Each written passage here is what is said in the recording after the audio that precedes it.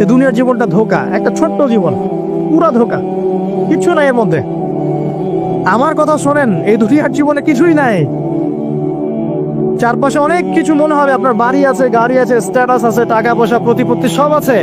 আদতে আপনি একা, আদতে আপনাকে একাই কবরে যাওয়া লাগবে, একাই আল্লাহর সাথে হিসেব নিকাশ দিতে হবে। কেউ নাই সাথে, আমাদের সাথে কেউ নাই। কিন্তু আপনি মনে করছেন যে সেলিব্রিটিজম, বড় আমি পলিটিক্যাল নেতা হয়েছি, আমাকে সবাই চেনে, আমি ইকোনমিক সেক্টরে লিড দেই, রাষ্ট্রকে লিড দেই, আমি ধর্মতাত্ত্বিক ক্ষেত্রে লিড দেই, আমাকে দেখলে মানুষ বাহবা দেয়, ইত্যাদি ইত্যাদি। দিন শেষে আমি একা, আপনিও একাই। আমাকেও একাই যেতে হবে, আপনাকেও একাই যেতে হবে। এগুলো সব চারপাশের খালি অন্ধ মোহ, আর কিচ্ছু না। তো এই মোহের মধ্যে ঢুকে পড়বেন না, আল্লাহ পাক তৌফিক ইনায়াত করুন। নবী সাল্লাল্লাহু আলাইহি ওয়াসাল্লাম বারবার বলতেন, আল্লাহুম্মা ইন্নী আউযু বিকা মিন ফিতনাতিদ দুনিয়া, বলতেন না, হে আল্লাহ আমি এই দুনিয়ার ফিতনা থেকে তোমার কাছে আশ্রয় প্রার্থনা করছি। ওয়া ইন্নী আউযু বিকা মিন ফিতনাতিন নিসা, আমি মহিলাদের ফিতনা থেকেও আশ্রয় প্রার্থনা করছি। আরো দোয়া করতেন, আল্লাহুম্মা ইন্নী আউযু বিকা মিন আযাবিল কবর, হে আল্লাহ আমি কবরের আযাব থেকে আশ্রয় প্রার্থনা করছি। ওয়া আযাবি জাহান্নাম, জাহান্নামের আযাব থেকে আশ্রয় প্রার্থনা করছি। ওয়া মিন ফিতনাতিল মাহইয়া, পরিচালনা যারা করছে ওদের আন্ডারে থাকলে। কখন হবে বিশ্ব রিবামুক্ত? একদিন বিশ্ব রিবামুক্ত হবে ইনশাআল্লাহ। একদিন না একদিন এই বিশ্বটা সুদমুক্ত হবে ইনশাআল্লাহু তাআলা। তখন জালেম পার পাবে না, মাজলুমের রক্ত শ্রম বৃথা যাবে না ইনশাআল্লাহ। কবে, কত বছর পর আমি জানি না, কিন্তু এতটুকু জানি যে মালহামার পরে যখন আল-মাহর আগ পর্যন্ত এই অবস্থা সলভ হবে কিনা আমরা জানি না, হতেও পারে নাও হতে পারে, তবে ওই সময় যে হবে নিশ্চিত ইনশাআল্লাহ। আসুন, আইয়ামে জাহিলিয়াতের আরেকটা বড় পাপ ছিল, যে এক ভাই বলেছেন, সেটা হচ্ছে নারীর অবমাননা। কে বলেছে এই কথাটা? সামনে একজন। হ্যাঁ, আইয়ামে জাহিলিয়াতের অন্যতম একটা সেরা পাপ ছিল কি? নারীর অবমাননা। এটা নিয়ে কি বলতে হবে? এখন ধর্মের মধ্যেও আমরা নারীদেরকে অবমাননা করছি। বহু নামাজি ব্যক্তি আছে আমাদের মধ্যে, দেখবেন বোনের সম্পত্তি দেয় নাই। মেয়েকে শিক্ষিত করতে চাচ্ছেন না। কেন চাচ্ছেন না? ওর কি অধিকার নাই শিক্ষার? আপনি কি জানেন যে আয়েশা রাদিয়াল্লাহু আনহার কাছে বহু সাহাবী হাদিসের তালিম নিয়েছেন, বহু হাদিস শিখিয়েছেন কে? মা আয়েশা রাদিয়াল্লাহু আনহা। তো তিনি যদি শিক্ষিত না হতেন, শেখাতে পারতেন? তো মেয়েদের শিক্ষার দরকার আছে না? হ্যাঁ, কি বিষয় দরকার? তাদের উপযুক্ত পরিবেশ নিশ্চিত করতে হবে, নিরাপত্তা, পর্দা, এগুলো নিশ্চিত করতে হবে। তারপরে মেয়েদেরকে আপনি অবশ্যই শিক্ষিত করবেন। ঘরের কোণায় বসে রাখতে কে বলেছে? আপনি নিরাপদ পরিবেশ দেন, পর্দা দেন, তারা মাদ্রাসা যাবে, পড়াশোনা করবে। ঠিক আছে? আল্লাহ পাক আমাদের মা বোনদেরকে শিক্ষিত করার তৌফিক দান করুন, আমিন। ভালো ভালো কোয়ালিটি সম্পন্ন মহিলা মাদ্রাসা গড়ে তোলেন। আর মেয়েরা যদি শিক্ষিত না হয়, তাহলে আমাদের বাড়ির বউরা শিক্ষিত হবে না। আর বউ শিক্ষিত না হলে আপনি একা শিক্ষিত হয়ে লাভ নাই। তখন ওই যে বললাম টর্চার সেল, ওই টর্চার সেলে ঢুকতে হবে আর কি। কথা বুঝতে পারছেন না? আগে বিয়ে শাদী করেন, বুঝবেন ইনশাআল্লাহ। আর যারা করেছেন তারা অলরেডি হাসছে যে মিটমিট করে দেন। ঠিক আছে? আচ্ছা, সামনে আসেন। দেখেন মেয়েদের অবমাননা কিভাবে দেখাবো। সবচেয়ে বড় অবমাননা হচ্ছে ওদের দেহটাকে আমরা এখন পণ্য বানিয়েছি। এই যে পর্নোগ্রাফি দেখেন, এই মেয়েগুলোর ইজ্জতের কোনো দাম নাই। মানে তাদেরই হচ্ছে এই পর্ন ইন্ডাস্ট্রি। এখানে সবাই অ্যাক্টর অ্যাক্ট্রেস, এরা হচ্ছে অভিনেতা অভিনেত্রী। এখানে যা দেখানো হয় এগুলো কিন্তু রিয়েল না, বাস্তব না, সব ফেক। বুঝতে পারছেন না কথা? এগুলো অভিনয়, এগুলো ফেক। এবং এটাকে ইন্ডাস্ট্রি, এর মধ্য দিয়ে মেয়েদের দেহটাকে পণ্য বানিয়ে সারা বিশ্বে ব্যবসা করছে। এবং এর একটা অন্যতম উদ্দেশ্য হচ্ছে মুসলিম যুবকদের ঈমান যেন নষ্ট করা যায়। কারণ মুসলিম যুবকদের ঈমান চলে গেলে তারা নিশ্চিন্ত, ওদের পথে আর কেউ বাধা নাই। কারণ ওদের এই জুলুমের পথে বাধা যদি কেউ দিতে পারে, তাহলে কারা দিবে? মুসলিমরা। আর মুসলিমদের মধ্যে সবচেয়ে শৌর্য বীর্য কাদের মধ্যে থাকে? যুবকদের মধ্যে। তো যুবকদের ঈমান যদি চলে যায়, তাহলে এদের আর কোনো সমস্যা নেই। এই বিষয়টা খেয়াল করবেন যে এটা একটা ইন্ডাস্ট্রি। সো এখানে আমরা মেয়েদের দেহটাকে আমরা কি বানিয়েছি? পণ্য বানিয়ে দিয়েছে। আর এখন তো চলছে কাপড় খোলা সংস্কৃতি। প্রত্যেকটা সেক্টরে আপনি গিয়ে দেখবেন মেয়েদের ইজ্জত, সম্মান, আব্রুটাকে উন্মুক্ত করে এটাকে দিয়ে আমরা বিজনেস করছি আর কি। এটাকে বিজনেস। এখানে সমাধান কি? সমাধান আয়েশা রাদিয়াল্লাহু আনহা। সমাধান ফাতিমা রাদিয়াল্লাহু আনহা। সমাধান খাদিজা রাদিয়াল্লাহু আনহা। আমাদের মা, আমাদের বোন আমাদের স্ত্রীদেরকে তাদের মতো করে মানুষ করতে হবে, গড়ে তুলতে হবে ইনশাআল্লাহ। দেখবেন নারীর সত্যিকারের সম্মান নিশ্চিত হবে ইনশাআল্লাহ। ইসলাম কি কখনো বলেছে যে মেয়েরা কাজ করতে পারবে না, পড়াশোনা করতে পারবে না ইত্যাদি? এই নাস্তিকরা তথ্যন্ত যুক্তি দিয়ে আক্রমণ করে। কে বলেছে সমস্যা? এমন ইসলামিক স্টেট আছে যেখানে একটা স্টুডিও, মনে করি স্টুডিও, ছবি তোলা হয় কথার কথা, সেখানে সব কর্মী মহিলা, কোনো পুরুষ নাই। একটা মাদ্রাসা সমস্ত কর্মী মহিলা, কোনো পুরুষ নাই। একটা স্কুল সবাই মহিলা, কোনো পুরুষ নাই। ওখানে মেয়েরাই পড়ে, মেয়েরাই শেখায়। জায়েজ না জায়েজ বলেন? একটা নিরাপদ পরিবেশে যদি মেয়েরাই মেয়েদের দায়িত্ব নিয়ে পড়াশোনা করায়, ব্যবসা করে, অন্য কিছু করে, জায়েজ না জায়েজ? তাহলে পরিবেশ নিশ্চিত করাটা হচ্ছে চ্যালেঞ্জ। ইসলাম বলছে না যে আপনি তাকে একদম অজ্ঞ করে রেখে ঘরের কোণে ফেলায় রেখে দেন, তাকে আপনি পড়াশোনাও শেখাবেন না, সম্পত্তির অধিকারও দিবেন না, কিছুই না। এইগুলো ইসলাম কখনো বলেনি। বলেছে? আরে বোকা মানুষ, রাসূলুল্লাহ সাল্লাল্লাহু আলাইহি ওয়াসাল্লামের সময় তো মহিলা সাহাবীরা উহুদের যুদ্ধ করেছে। কি শুনলেন? রাসূল সাল্লাল্লাহু আলাইহি ওয়াসাল্লামের সময় মহিলা সাহাবী উহুদের যুদ্ধও করেছে। উহুদের যুদ্ধের নাম শুনেছেন? ওখানে মহিলা সাহাবীও ছিল, তীরন্দাজ। তাহলে মহিলারা কি করে নাই নবীর যুগে? খাদিজা রাদিয়াল্লাহু আনহা যত বড় ব্যবসায়ী ছিলেন, এখন এত বড় ব্যবসায়ী পাবেন? কোন মেয়ে আছে এত বড় ব্যবসায়ী? উসমান রাদিয়াল্লাহু আনহু যত বড় বিজনেসম্যান ছিলেন, এখন এত বড় বিজনেসম্যান আছে? তো কি ছিল না সেই স্বর্ণ যুগে? ওই স্বর্ণ যুগের সুন্নতি আমাদেরকে আমল করতে হবে। আল্লাহ পাক তৌফিক এনায়েত করুন, আমিন। প্রিয় মা ও বোনেরা, পর্দা ছাড়বেন না। আপনাদের জন্য 4টা কাজ: স্বামীর আনুগত্য করা, লজ্জাস্থানের হেফাজত করা, আপনার 5 ওয়াক্ত সালাত ঠিকঠাক মতো আদায় করা, এবং রমজান মাসে সাওম রাখা। নবীজি বলেছেন সাল্লাল্লাহু আলাইহি ওয়াসাল্লাম, জান্নাতের যে কোনো দরজা দিয়ে ইচ্ছা আপনি প্রবেশ করতে পারবেন। আপনার জন্য সহজ। আর স্বামীর আনুগত্য বলতে আমি বুঝাইনি স্বামীর দাসত্ব করতে হবে, এটা বলি নাকি। এখনকার কিছু ফ্যামিলিস্ট মেয়ে আছে, ওরা আনুগত্য শব্দ মনে হয় যে দাসত্ব মনে হয়। আনুগত্য দাসত্ব এক জিনিস না। আনুগত্য কি? স্বামী কোরআন সুন্নাহর অনুকূলে কোনো কথা বলেছে, আপনি মানবেন। স্বামী বলছে পর্দা করো, তোমাকে ভালোবেসে বলছি তুমি পর্দা করো, তুমি আমার অনেক প্রিয় একজন মানুষ, তুমি বেপর্দায় বাইরে যাবা, লোকজন দেখবে, কেমন হয়? ঠিক আছে, তোমাকে তো আমি বিয়ে করেছি, তুমি আমার মানুষ, তোমাকে দেখবে কেন? ঠিক আছে, তো এখন স্বামী ভালো কথা বলেছে, আপনি শুনলেন, এটা আনুগত্য। আর ওই স্বামী যদি বলে আসো তো আমার কলিগরা এসেছে, ওকে খাবার সার্ভ করতে হবে, আসো খাবারটা পরিবেশন করো, এখন আপনি বেপর্দা হয়ে আপনার স্বামীর কলিগের সামনে খাবার পরিবেশন করতে শুরু করলেন, এটা কি আনুগত্য করতে হবে না? তখন আপনি আনুগত্য করবেন না। সিম্পল, কোরআন সুন্নাহর অনুগত কাজে আপনি স্বামীর আনুগত্য করবেন, বিপরীতে গেলে আপনি করবেন না। স্বামীর আনুগত্য মানে স্বামীর দাসত্ব নয়। আর এই হাদিসটা আপনি কেন ভুলে যান যে আল্লাহ রাসূল সাল্লাল্লাহু আলাইহি ওয়াসাল্লাম বলেছেন, আল্লাহ ছাড়া যদি কাউকে সেজদা করা যেত, সম্মান বুঝাচ্ছেন, আল্লাহ ছাড়া যদি কাউকে সেজদা করা জায়েজ হতো, আমি মেয়েদেরকে বলতাম যেন স্বামীকে সেজদা করে। কেন? কারণ আপনাকে রেসপন্সিবিলিটি, আপনার খাবার, আপনার ফুড, আপনার শেল্টার, আপনার পুরো দায় দায়িত্ব নিজের হাড় ভাঙা পরিশ্রম দিয়ে, জীবনের ঝুঁকি নিয়ে স্বামী আপনার জন্য করে। সে আপনার সম্মান পাওয়ার যোগ্য তো? সে কি আপনার সম্মান পাওয়ার যোগ্য নয়? আপনি যদি সম্মানের হক আদায় না করতে পারেন তাহলে আপনি অকৃতজ্ঞ। আর অকৃতজ্ঞ মেয়ে কখনো জান্নাতে যাবে? একটা হাদিসে আছে, বেশিরভাগ মেয়ে জাহান্নামে যাওয়ার অন্যতম কারণ হচ্ছে তারা স্বামীর সাথে কুফুরি করে। কি করে? সারা জীবন স্বামী ভালোবেসে যায়, ভরণ পোষণ দিয়ে যায়, সব চাহিদা পূরণ করে যায়, একদিন দেখবেন কথা কাটাকাটি হয়েছে, ওই দিন বলে বসবে যে তোমার কাছে আমি কিচ্ছু পাই না সারা জীবন। এই যে কুফুরি, এই কারণে তারা জাহান্নামে যেতে পারে। বেশি আল্লাহ হেফাজত করুন। না, আরেকটা কারণ হচ্ছে যে বেপর্দা।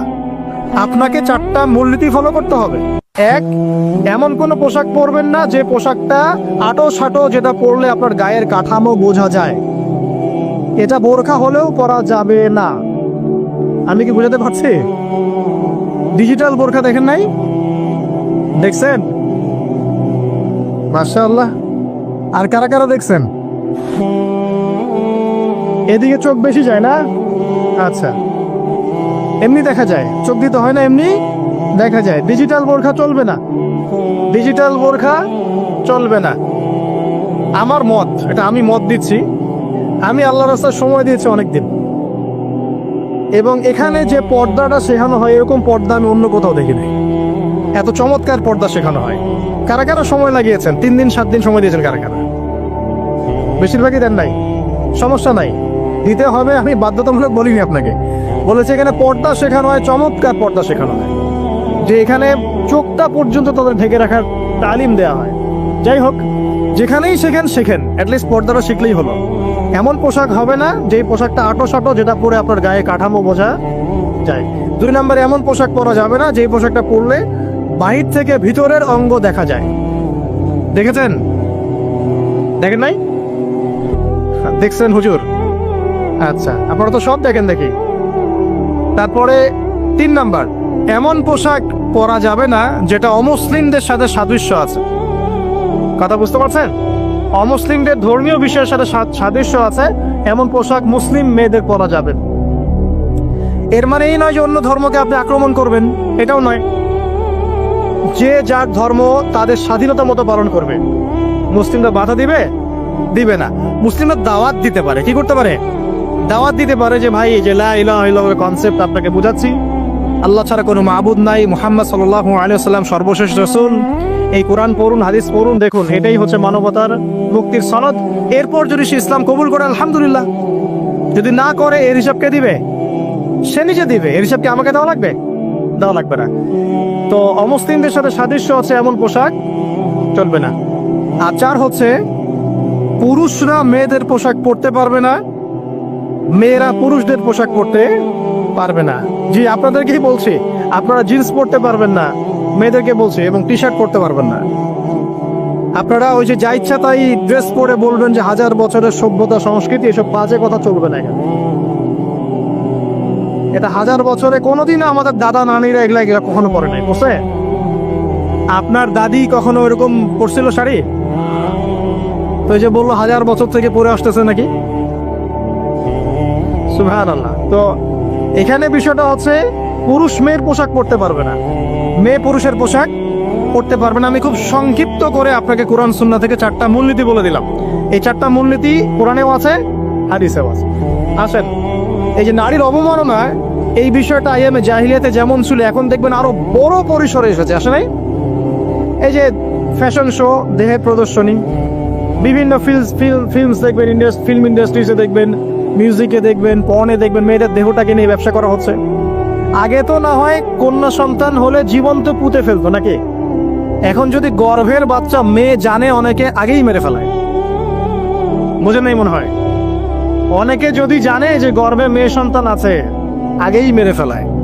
এমন অনেক দেশ আছে, আমি নাম বলছি না দেশের সঙ্গত কারণে, যে সেই দেশে এরকম মেয়ে সন্তানকে এই যে খালাস করে ফেলার, নষ্ট করে ফেলার, ভ্রূণ নষ্ট করার আলাদা ক্লিনিক আছে, আলাদা হসপিটাল আছে। বলে নাউজুবিল্লাহ। তো আসলে ওই 1450 বছর আগের মানুষটা বেশি বর্বর ছিল না, আমরা বেশি বর্বর? এই অধিকারের কথা বলে বলে আমরা মেয়েদের দেহটাকে নিয়ে এখন মস্করা করছি, তামাশা করছি। সবচেয়ে সেরা অধিকার কোথায় পাবে? কোরআনে পাবে, হাদিসে পাবে, ইসলামে পাবে। তার পর্দা নিশ্চিত হবে, দেহ সেফ থাকবে, তার ইজ্জত নিশ্চিত হবে, ইজ্জত সেফ থাকবে, তার সম্মান সেফ থাকবে, তাকে রাজরানীর মতো স্বামী বাসায় রাখবে, কারণ সে হচ্ছে তার কাছে সবচেয়ে মূল্যবান প্রিয় বস্তু। শুধু তাই নয়, সম্পত্তির অধিকার তাকে দিতে হবে। একজন মেয়ে তার ভাইয়ের সম্পত্তি পাবে, তার বাবার সম্পত্তি পাবে, তার স্বামীর সম্পত্তি পাবে, সব দিক থেকে সে সম্পত্তি পাবে। আর একজন ছেলে কিন্তু সব দিক থেকে সম্পত্তি পাবে না। এই বিষয়গুলো যখন এক শ্রেণীর মানুষ বোঝে না, তখন ইসলামের বিরুদ্ধে অহেতুক প্রোপাগান্ডা চালানো শুরু করে। সবচেয়ে সেরা সম্মান রক্ষার উদাহরণ দেয়া হয়েছে ইসলামে, কোরআনে এবং হাদিসে। এই কথাটা আপনাদের মা বোনদেরকে বুঝাবেন, তবে নম্রতার সাথে বুঝাবেন, কারণ উচ্চবাচ্য করলে তারা কথা শুনবে না। আর আল্লাহ রাসূল সাল্লাল্লাহু আলাইহি ওয়াসাল্লাম বলেছেন, কিছুটা বাঁকা হাত দিয়ে তাদেরকে তৈরি করা হয়েছে। যদি আপনি শক্ত করে চাপ দিতে চান তাহলে ভেঙে যাবে, আর যদি আপনি ওই অবস্থায় ছেড়ে দেন তাহলে বাঁকাই থেকে যাবে। এখানে আপনাকে হিকমা অবলম্বন করতে হবে। আল্লাহ পাক তৌফিক দান করুন। একটা বিষয় বলছিলাম, ওই যে শিরকের পাপ এখন গ্লোবালাইজেশন হয়েছে না, ওই সুদের পাপ এখন গ্লোবালাইজেশন হয়েছে না। গ্লোবালাইজেশন বোঝেন? মানে বিশ্বায়ন, পুরো বিশ্বে ছড়িয়ে পড়েছে না। আরেকটা হচ্ছে এই যে মেয়েদের অবমাননা, এটা সারা বিশ্বে ছড়িয়ে পড়ে নাই। আচ্ছা, আর দুটো বলবো, এরপর বলে আমি শেষের দিকে যাচ্ছি। আসা, একটা হচ্ছে মাদক। আইয়ামে জাহিলিয়াতের অন্যতম সেরা পাপ ছিল কি? মাদক। ওই যে বলছেন জাহিলি যুগ, কেন বলছেন জাহিলি যুগ? বিকজ ওইখানে মাদক খেত মানুষ বেশি। এখন বলেন, ওখানে না হয় মক্কায় মাদক খেত মানুষ, এখন সারা বিশ্বে মাদক ছড়িয়ে পড়ে নাই?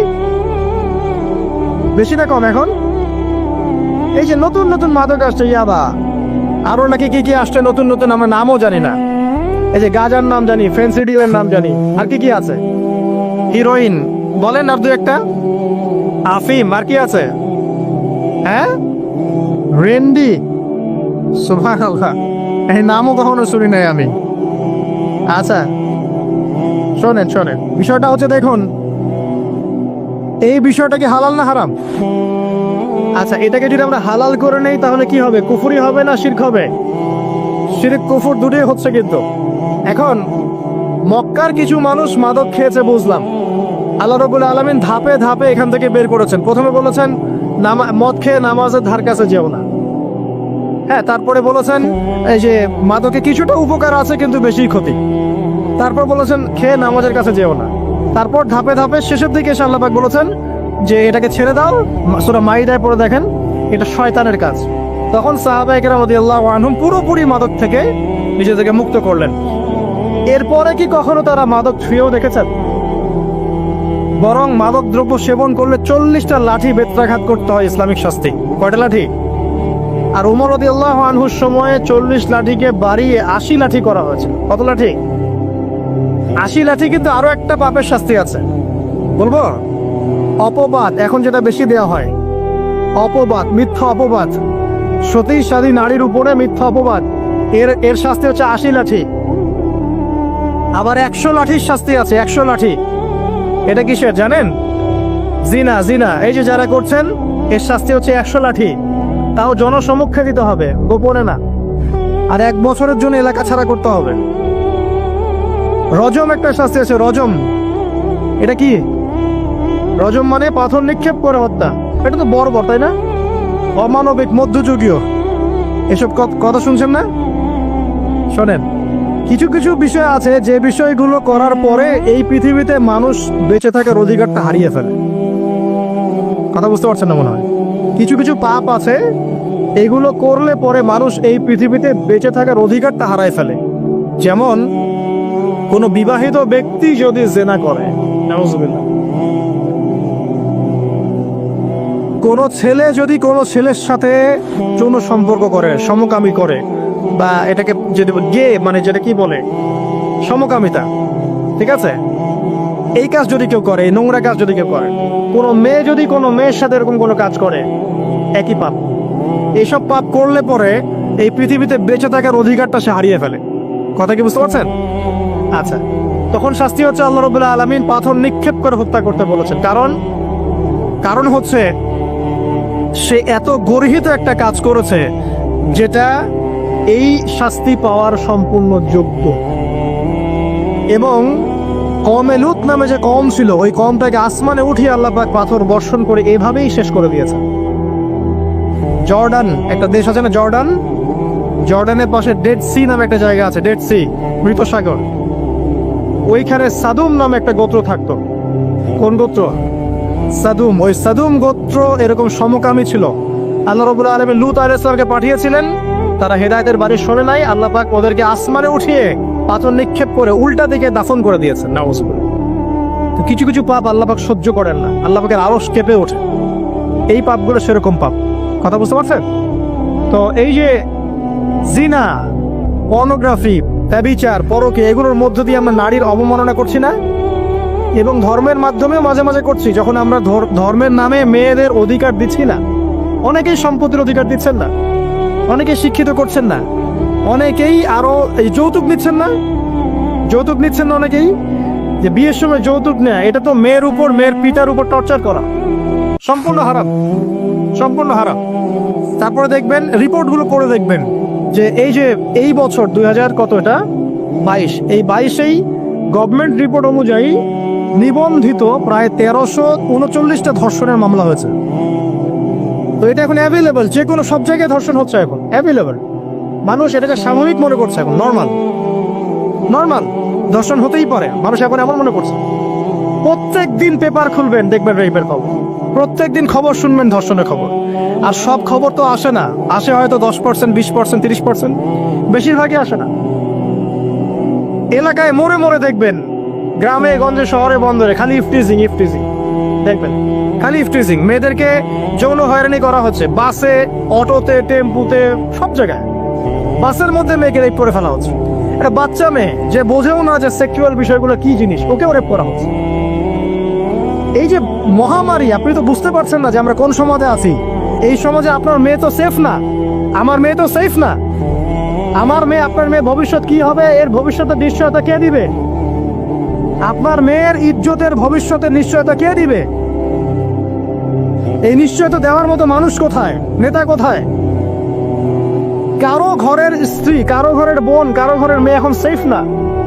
যে কোনো দিন, যে কোনো জায়গায়, যে কোনো দুর্ঘটনা হতে পারে। বাসে, ট্রাকে, ট্রেনে, অটোতে, সব জায়গায় হতে পারে। আর এগুলোকে আমরা প্রমোট করছি, এখন নগ্নতাকে প্রমোট করছি, পর্নকে প্রমোট করছি। এই নগ্নতা, পর্ন, এসব দিয়ে মানুষের মাথাটাকে পুরো জানোয়ার বানিয়ে ফেলা হয়েছে। পর্ন দেখাতে দেখাতে ছেলেদের মাথাটাকে জানোয়ার, পশু বানিয়ে ফেলা হয়েছে। এরা এখন বোঝে না যে মেয়ে কি জিনিস, মা কি জিনিস, বোন কি জিনিস, তাও বোঝে না। ভাই বোনের সাথে জেনা করেছে, চাচাতো বোন চাচাতো ভাইয়ের সাথে জেনা করছে, চাচাতো ভাই ফুফাতো বোনের সাথে জেনা করছে। রংপুরের খবর শুনলাম যে মায়ের সাথে ছেলেও জেনা করেছে। এগুলো কেন হচ্ছে? এই মহামারী কেন হচ্ছে? কি সমাধান দিবে? সমাধান ইসলামে ছিল, আমরা নেই নাই। সমাধান হচ্ছে, প্রথম সমাধান অশ্লীলতার মহামারী বন্ধ করতে হবে। পর্নোগ্রাফির সমস্ত সাইটগুলো বন্ধ করে ফেলতে হবে। আজকের নিউজ দেখেছি আমি, এটা আমি ধন্যবাদ জানাই বাংলাদেশ গভর্নমেন্টের যে তথ্য প্রযুক্তির যে সেন্টার আছে, প্রায় 26,000 পর্ন সাইট তারা বন্ধ করে দিয়েছে, আলহামদুলিল্লাহ। তো কথা বললে তো কাজ হবে, কথা না বললে কাজ হবে কিভাবে? 26,000 পর্ন সাইট তারা বন্ধ করে দিয়েছে। যখন সমাজের মানুষ পর্ন দেখতে দেখতে পশু হয়ে গেছে, আপনি বাইরে যে আলখাল্লা টুপি দাড়ি পরে ঘুরলে লাভ আছে? ভিতর থেকে তো আপনি পশু। দেখবেন মসজিদে ইমাম সাহেব নামাজ পড়তে এসেছে, বাসায় পর্ন থেকে আসছে, নামাজে কোনো মনোযোগ নাই। দেখবেন টাপাটাপ নামাজ পড়ছে, কোনো মনোযোগই নাই, পর্ন দেখে। ইমানের আলোচনা করবেন, খুব লাফালাফি করলো, 2 দিন পর দেখবেন কোনো খবর নাই, পর্ন দেখতে দেখতে ভিতরটা শেষ, ড্যামেজ। পর্নোগ্রাফিতে যে একবার আসক্ত হয়েছে, তার মধ্যে ইমানের কোনো তেজই থাকবে না, কোনো তেজ থাকবে না। এখন আলেম জালেম সবার ফোনে ফোনে দেখবেন পর্ন চলে আসতেছে। কেউ দেখতে না চাইলেও তাকে দেখতে বাধ্য করা হচ্ছে। ফেসবুকে ঢুকবেন, নগ্ন দৃশ্য। এই নগ্নতা দিয়ে, এই পর্নোগ্রাফি দিয়ে, এই যে মিডিয়ার মধ্যে দিয়ে প্রমোটিংটা দিয়ে ব্যভিচার ছড়িয়ে দেয়া, জেনা ছড়িয়ে দেয়া, অশ্লীলতা ছড়িয়ে দেয়া, পরকীয়া ছড়িয়ে দেয়া, এর মধ্য দিয়ে নারীর সম্মান, দেহ, ইজ্জতকে আমরা এখন রাস্তার সাথে মিশিয়ে দিয়েছি। কিসের অধিকারের কথা বলছে? কিসের নারী অধিকারের কথা বলছে? খালি ডিগ্রি সার্টিফিকেট অর্জন করতে পারলেই অধিকার হয়? আমার তো ইজ্জতই ঠিক থাকলো না, আমার অধিকার কোথায় থাকলো? একটা সার্টিফিকেট অর্জন করার জন্য কলেজের মেয়েদেরকে বড় বড় নেতার বেডরুমে ঢুকানো হচ্ছে, দেখেন নাই? তো একটা সার্টিফিকেট অর্জন করতেই হবে আমাকে, নিজের ইজ্জত বিক্রি করে দিয়ে হলেও আমার সার্টিফিকেট অর্জন করতেই হবে। লাথি মারে এসব পড়াশোনার পিছনে, দরকার নেই আমার পড়াশোনা। ওরছে বাসায় এলাকায় এলাকায় মহিলা মাদ্রাসা করেন, মাদ্রাসায় মেয়েদেরকে পড়ান। আমি খুব দুঃখের সাথে বলছি, অনেক মাদ্রাসাতেও এরকম ঘটনা কিন্তু ঘটেছে না? এখানে একটা কথা আমরা পরিষ্কার করতে চাই, সেটা হলো যে পাপী, রেপি, ধর্ষণী, সে আলেম করুক আর জালেম করুক, ইমাম করুক আর জালেম করুক, ফাসেক করুক, সবাইকে সমান শাস্তি নিশ্চিত করতে হবে। আর শাস্তি হবে দৃষ্টান্তমূলক, যেন আরো 10 জন থেকে শিক্ষা নেয়। ওই যে ইসলামে আছে না হাত কেটে ফেলা, কি কারণে বলেন তো? কারণ সবাই যখন দেখবে এই যে খুঁটির সাথে বেঁধে একটা চোরের হাত কেটে ফেলা হয়েছে, এলাকার সব মানুষ দেখেছে, চুরি বাড়বে না কমবে? নিশ্চিত চুরি কমে যাবে ইনশাআল্লাহ। তো এই যে নারীর অবমাননার ওই যুগের চেয়ে এই যুগে বেশি না কম? আপনি ভালো করে আল্লাহর নূর দিয়ে দেখেন। আমি প্রথমে বলেছি, শুধু বাইরের চোখ দিয়ে দেখলে সব বুঝতে পারবেন না। আল্লাহ পাকের নূর দিয়ে দেখেন, কোরআন সুন্নাহর গভীর জ্ঞান দিয়ে দেখেন, দেখবেন ওই জাহিলিয়াতের চেয়ে 1000 গুণ বেশি জাহিলিয়াত এখনকার বিশ্বে চলছে। আল্লাহ পাক আমাদের মা বোনদের ইজ্জত হেফাজত করুন, তাদের সম্মান হেফাজত করুন। আমরা দোয়া করি আল্লাহ পাক তাদেরকে উচ্চশিক্ষায় শিক্ষিত করুন, নিরাপত্তা নিশ্চিত করুন।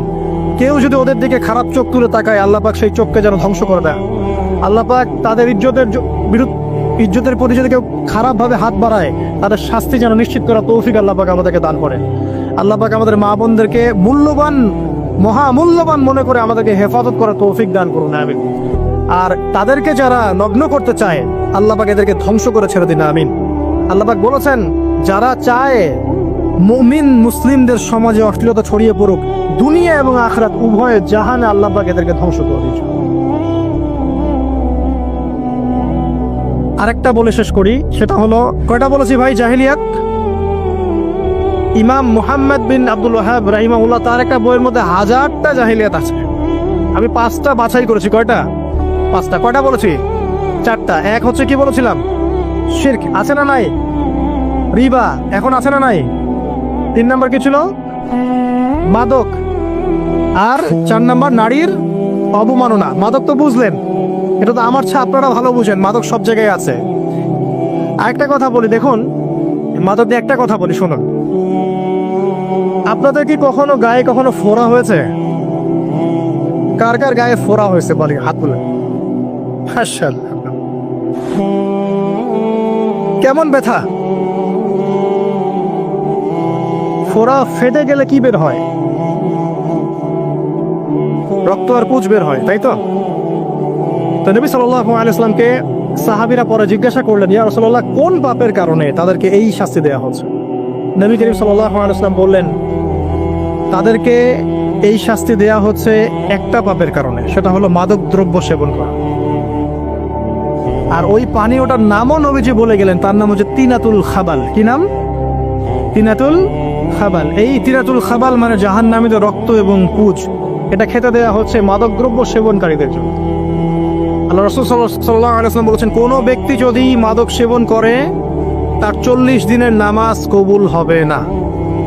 সে যদি আবার তওবা করে ফিরে আসে, আল্লাহ পাক মাফ করে দিবেন ইনশাআল্লাহ। যদি আবারও মাদক খায়, আবার 40 দিনের নামাজ কবুল হবে না। তারপর যদি আবার তওবা করে, আবার আল্লাহ মাফ করে দিবেন ইনশাআল্লাহ। তারপর যদি আবার মাদক খায়, আবার 40 দিনের নামাজ কবুল হবে না। তারপর যদি আবার তওবা করে, আবার আল্লাহ মাফ করে দিবেন। তারপরে যদি আবার মাদক খায়, তখন আল্লাহ রাব্বুল আলামিন তাকে তিনাতুল খাবাল পান করাবে।